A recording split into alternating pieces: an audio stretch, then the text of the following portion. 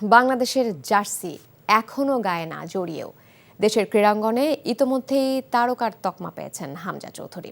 তবে দেশের হয়ে ভালো খেললেই হামজাকে ঘিরে তৈরি হওয়ার উন্মাদনার সার্থকতা প্রমাণিত হবে বলে মনে করছেন দেশের সাবেক ফুটবলাররা। এছাড়াও ভারতের বিপক্ষে সেরা সাফল্য পেতে দলের সবারই ভালো খেলতে হবে জানিয়েছেন তারা। নিলয় মজুমদার জানাচ্ছেন বিস্তারিত। শিলংয়ে ভারতের বিপক্ষে ম্যাচকে সামনে রেখে সৌদি আরবে অনুশীলন করছে বাংলাদেশ। শেফিল্ড ইউনাইটেডের হয়ে খেলা হামজা চৌধুরী দলের সাথে এখনও যোগ দেননি। এই ফুটবলার বাংলাদেশের মাটিতে পা রাখবেন আগামী 17ই মার্চ।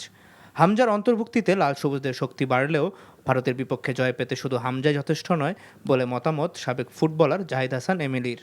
যে বাংলাদেশ দলের জার্সিতে খেলবে এটা তার জন্য একটা প্রাইডের ব্যাপার। সো তাকে তো অবশ্যই জাতীয় দলের জার্সিতে তাকে প্রমাণ করতে হবে। দেন আসলে তাকে নিয়ে আমরা কিন্তু পরবর্তী সময় কিন্তু কোশ্চেন তুলতে পারবো সে আসলে জাতীয় দলে হয়ে কীরকম পারফরমেন্স করছে।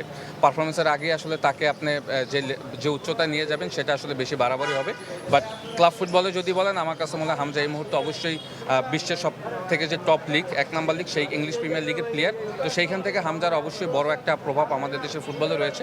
শুধু হামজা নয়, ভারতের বিপক্ষে জয় পেতে দলের বাকি ফুটবলারদেরও ভালো খেলতে হবে বলে জানিয়েছেন আরেক সাবেক ফুটবলার আশরাফুদ্দিন চুন্নু।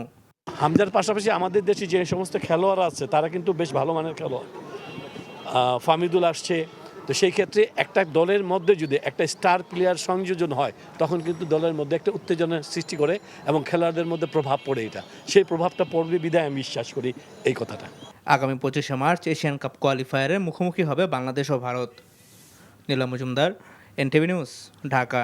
এই ঈদে জামা জুতো অ্যাক্সেসরিজের ডিসকাউন্ট।